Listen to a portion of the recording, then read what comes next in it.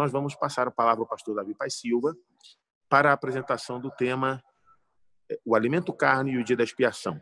E os irmãos já podem ir preparando suas perguntas e, ao final dessa palestra, teremos um momento de interação antes de seguirmos para a palestra seguinte.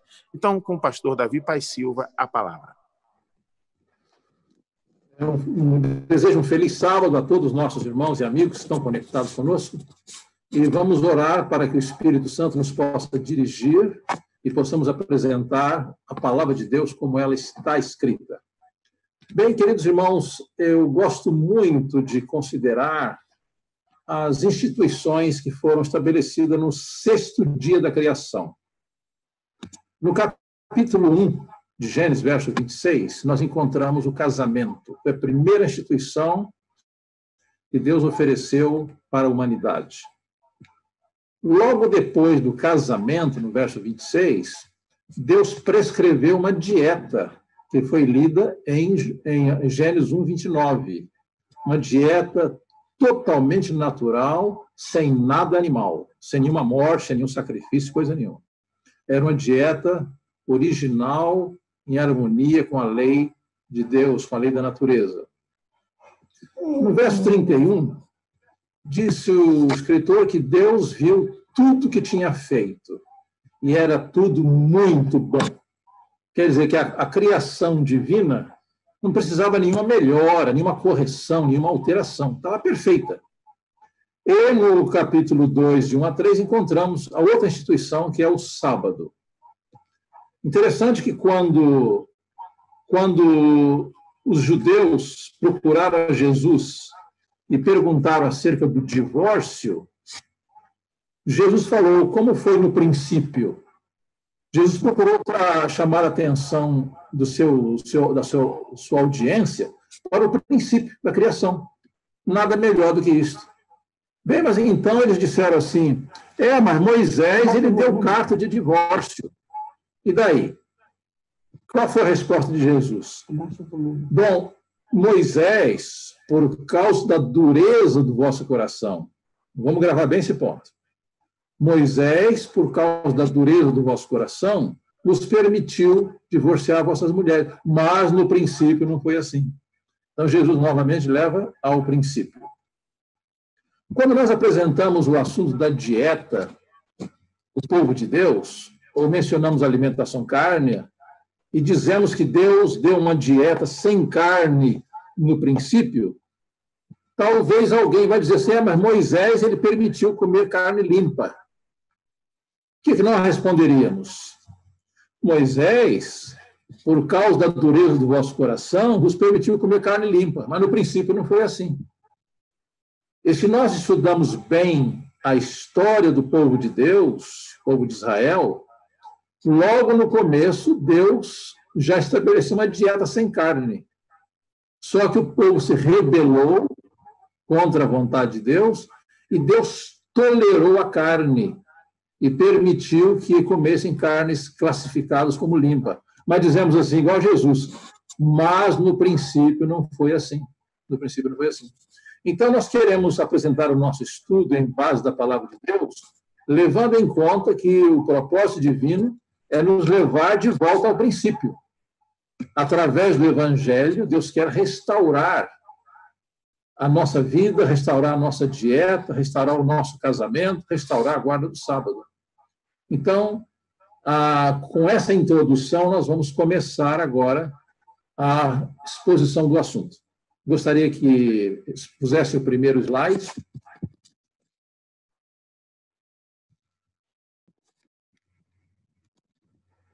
Nós vamos considerar hoje o dia da expiação. Vocês se lembram que no dia da expiação havia algumas recomendações e mesmo advertências muito sérias. Nós encontramos que no dia da expiação o povo era convidado a uma assembleia solene, ele era convidado a afligir a alma, fazer um autoexame na sua vida, arrepender-se e confessar os seus pecados para que os pecados fossem apagados. Porque, como nós sabemos, os pecados Cada dia que um israelita confessava os seus pecados e matava um cordeiro, o pecado era transferido para o santuário, não era pagado ainda. O pecado só seria apagado no dia da expiação. Então, o dia da expiação era um dia muito solene.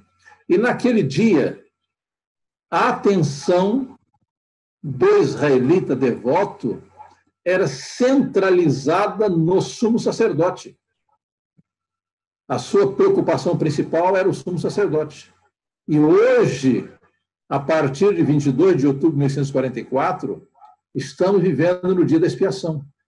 Então, vamos ver o que era exigido do israelita no dia da expiação na sombra, no santuário terrestre, e o que é exigido do povo de Deus hoje, no dia da expiação antitípico.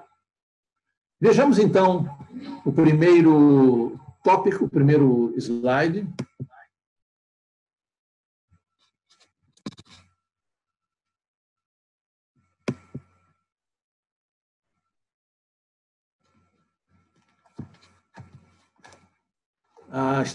Pode projetar o slide, por favor?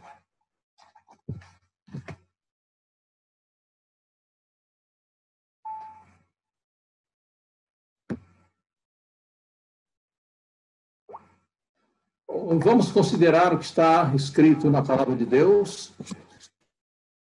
Mas aos 10 dias desse 7º mês será o dia da expiação. Tereis santa convocação. Vamos gravar isso aqui, o primeiro tópico, né? Santa convocação. Afligireis as vossas almas. Por que afligir a alma? Irmão, sempre que nós fazemos um autoexame e descobrimos que nós pecamos contra Deus, o Espírito Santo produz esse ato de contrição, que é um autoexame, é uma aflição de alma por causa do pecado que nós cometemos. E oferecereis oferta queimada ao Senhor. Naquele mesmo dia, nenhum trabalho fareis. Vamos gravar esse outro tópico aqui. Naquele mesmo dia, nenhum trabalho fareis. Porque é o dia da expiação. Para fazer expiação por vós perante o Senhor Deus. Porque toda alma que naquele dia se não afligir será extirpada do seu povo. Observem que afligir a alma, aquele ato de contrição, era fundamental no dia da expiação. Aquele autoexame, aquele arrependimento, aquela confissão, eram essenciais. Vamos adiante um pouco. Continuação desse slide.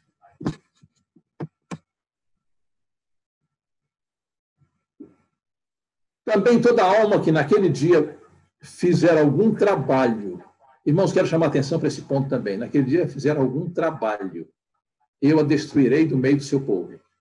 Nenhum trabalho fareis, estatuto perpétuo é pelas vossas gerações, em todas as vossas habitações, sábado de descanso vos será, então afligireis as vossas almas, aos 9 do mês à tarde, de uma tarde a outra tarde, celebrareis o vosso sábado.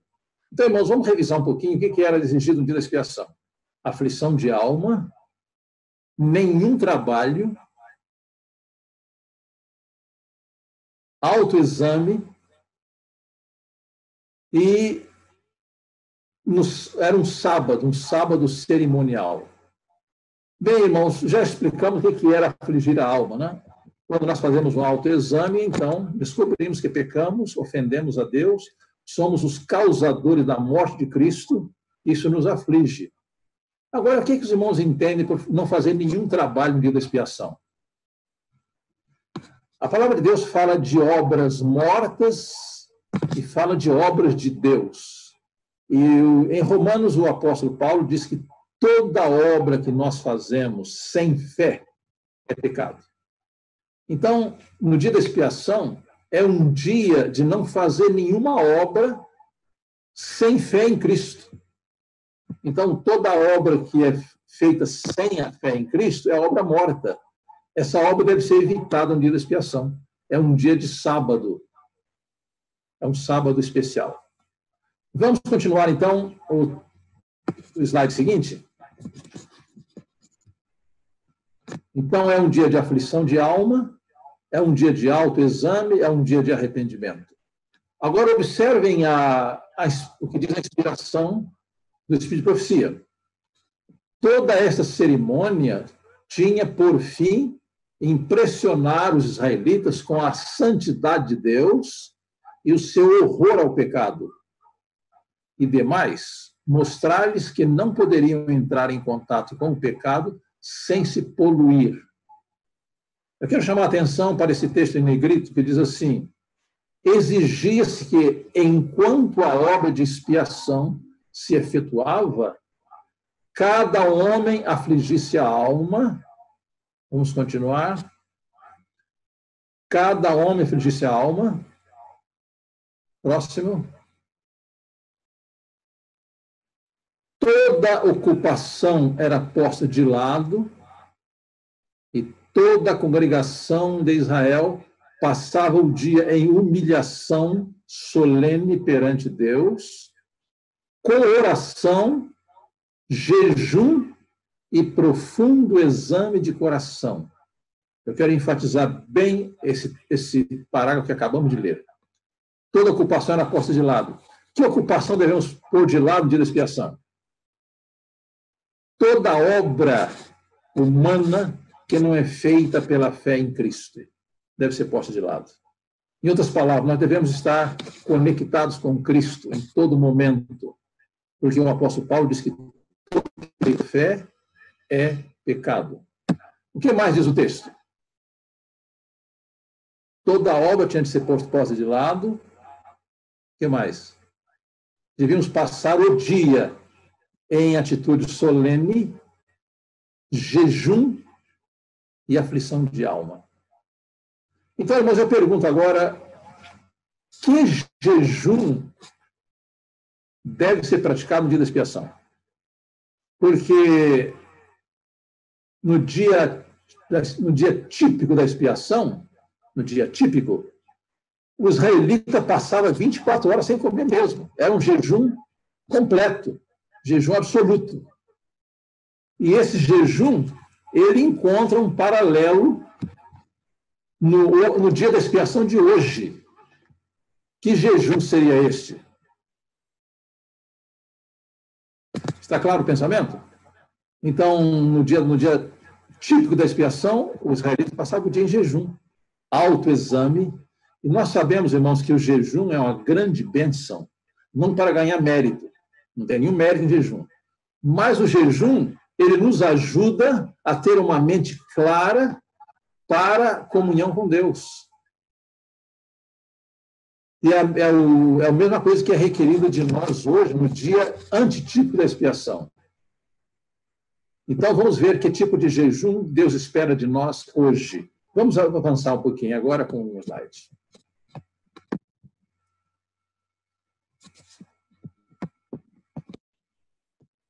Os irmãos estão acompanhando bem o raciocínio?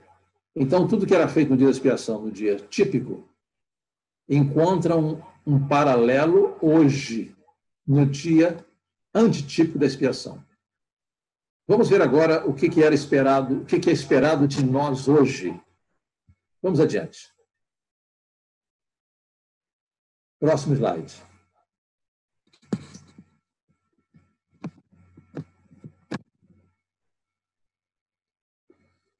Observe, irmãos, eu achei muito interessante essa expressão que foi publicada na Revista Adventista de setembro de 82. Em 1844, adentramos o dia antitípico da expiação. Durante o dia da expiação, o povo de Israel jejuava. O Senhor recomendou-nos uma dieta restrita, comedida, moderada, por nos encontrarmos no dia antitípico da expiação.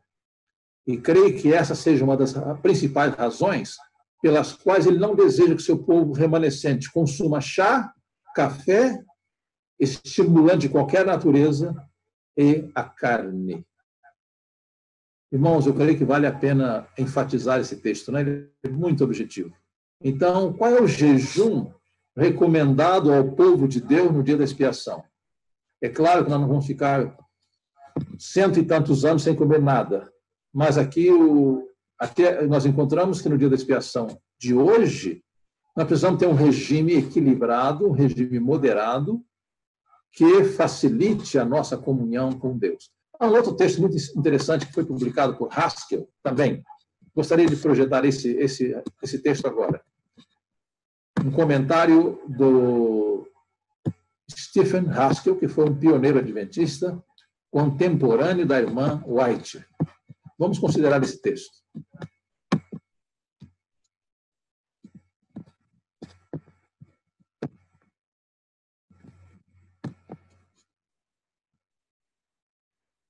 Então, por favor, vamos ao próximo slide com o comentário de Haskell sobre o mesmo ponto.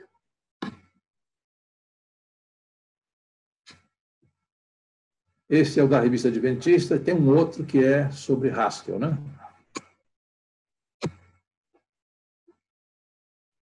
Observe, irmãos, isso aqui é muito interessante também. Como disse Haskell, Stephen Haskell foi autor da Cruz e a Sua Sombra. Ele foi um pioneiro adventista no tempo da irmã White, e ele escreveu: o dia antitípico da expiação abrange um período de anos. No símbolo, exigia-se um jejum de 24 horas. Durante esse dia requeria-se um completo controle do apetite. Isto era um símbolo da abstinência que deve ser praticada durante o antitípico período de anos. Está claro? Muito, muito objetivo, né? Então, irmãos, aqui nós estamos considerando o tipo de jejum que deve ser praticado no dia da expiação, de 1844 até o fim. Vamos adiante. Agora tem um texto do Espírito de Profecia.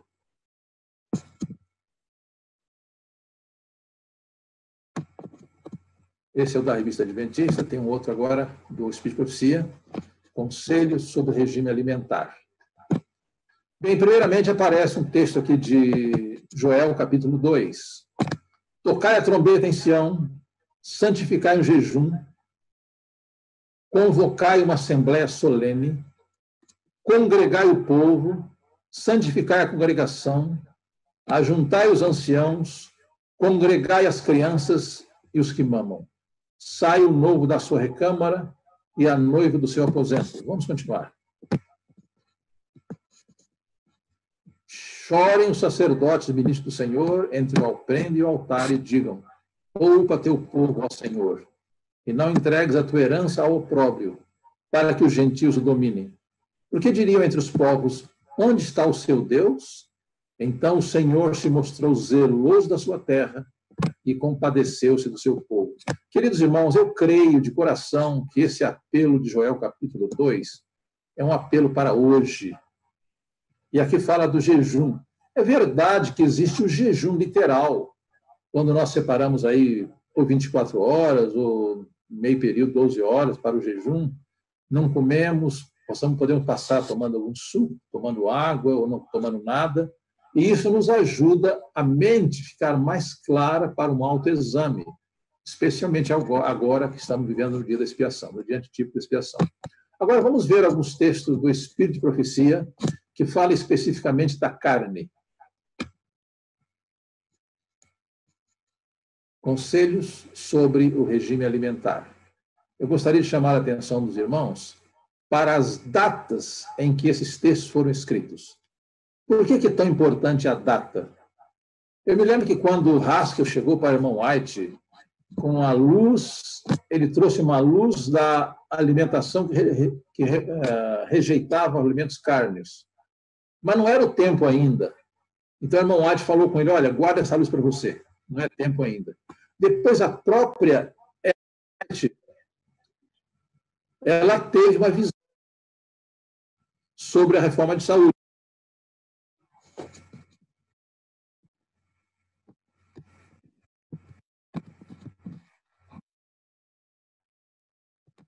Vamos ver agora, então, o texto. Então, eu sugiro que a gente considere bem a data, porque quando nós falamos que o Espírito de Profecia condenou o alimento cárneo, alguém disse: mas a irmã White comeu carne. É verdade, ela comeu carne. Ela comeu carne na Austrália, comeu carne não sei onde.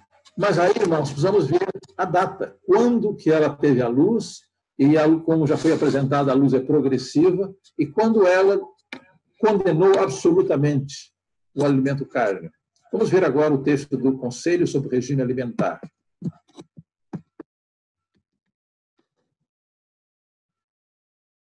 Observe, irmão, esse texto aqui foi escrito em 1890. Eu acho que a data é muito importante para ser levada em consideração. Então, ela escreveu o seguinte: entre os que estão aguardando a vinda do Senhor, o comer carne será. Nós estamos falando aqui no futuro, não é isso? O comer carne será, afinal, abandonado. A carne deixará de fazer parte de sua alimentação.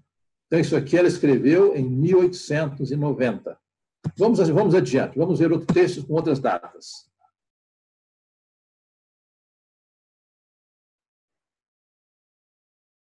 Isso aqui já foi escrito em 1903. 13 anos mais tarde, ela escreveu: verduras, frutas e cereais devem constituir nosso regime. Observe que aqui ela está falando no presente, não está falando no futuro mais não. Verduras, frutas e cereais devem constituir o nosso regime. Nem 1 grama de carne deve. Observe que está falando no presente, né? Nem 1 grama de carne deve entrar em nosso estômago. O comer carne não é natural. Devemos voltar ao desígnio original de Deus ao criar o homem. Então, aqui nós voltamos àquele caso de Jesus, quando perguntaram sobre o divórcio, ele falou assim: no princípio, como era no princípio, como era no princípio. E aqui Ellen White fala do princípio.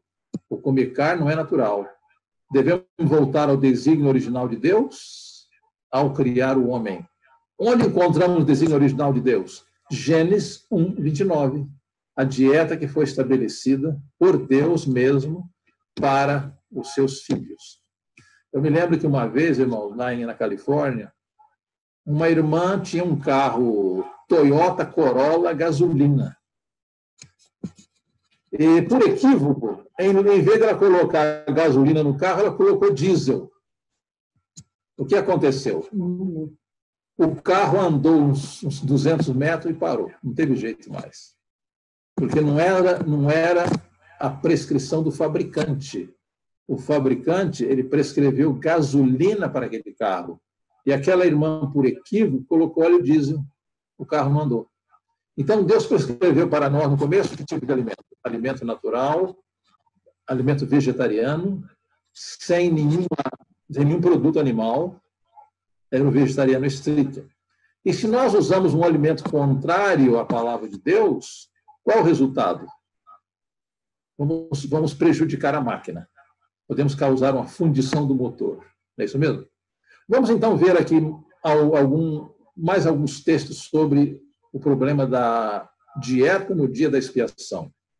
Temos mais um do livro Conceitos sobre o Regime Alimentar.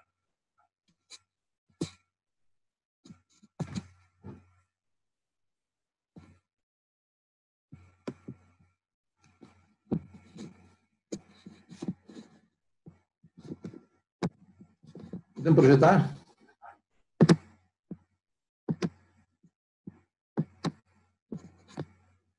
Irmãos, esse daqui é um dos textos mais chocantes que nós temos. Então, qualquer membro do povo de Deus de hoje que levar a sério esse texto, ele vai ficar profundamente impressionado. Observe, maiores reformas devem se ver entre o povo que professa aguardar o breve aparecimento de Cristo. A reforma de saúde deve efetuar entre o nosso povo uma obra que ainda não se fez. Há pessoas que devem ser despertadas para o perigo de comer carne. Ela está falando aqui que as pessoas devem ser despertadas para o perigo de comer carne. Vamos continuar o texto.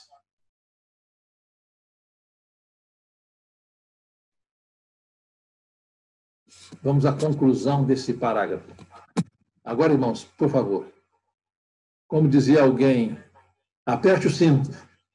Aperte o cinto no banco, né? Que ainda comem carne de animais, pondo em risco a saúde física, mental e espiritual. Muitos que são agora só meio convertidos quanto à questão de comer carne sairão do povo de Deus para não mais andar com ele. E observe, irmãos, que isso aqui foi escrito em maio de 1902. Então, ela já fez uma profecia. Aqueles que eram apenas meio convertidos quanto à questão de comer carne, abandonariam o povo de Deus para não mais andar com ele. Então, mas eu quero chamar a atenção para as datas. Percebem que o que ela disse em 1890, que no futuro a carne vai ser abandonada. Em 1902, 1903, ela já fala no presente. E aqui no 1902, ela diz aqueles que agora, no presente, são meio convertidos quanto à questão de comer carne, sairão do povo de Deus para não mais andar com ele. Você quer permanecer no povo de Deus? Volte, pela graça de Deus, volte ao plano divino da criação. Há mais algum texto que fala sobre o jejum? Qual é o jejum que a irmã White recomenda para hoje? Então, nós estávamos falando sobre o jejum, não é isso? O jejum do dia da expiação. Então, qual é o paralelo do jejum do dia da expiação para hoje? Nós já apresentamos dois textos, um do pioneiro Haskell e um publicado na Revista Adventista. Vamos agora ao texto do Espírito de Profecia, do livro Conselhos sobre o Regime Alimentar.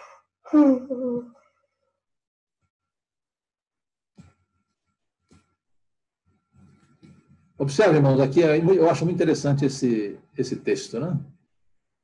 O verdadeiro jejum que deve ser recomendado a todos é a abstinência de qualquer espécie estimulante de alimento e o uso de alimento saudável e simples que Deus proveu em abundância.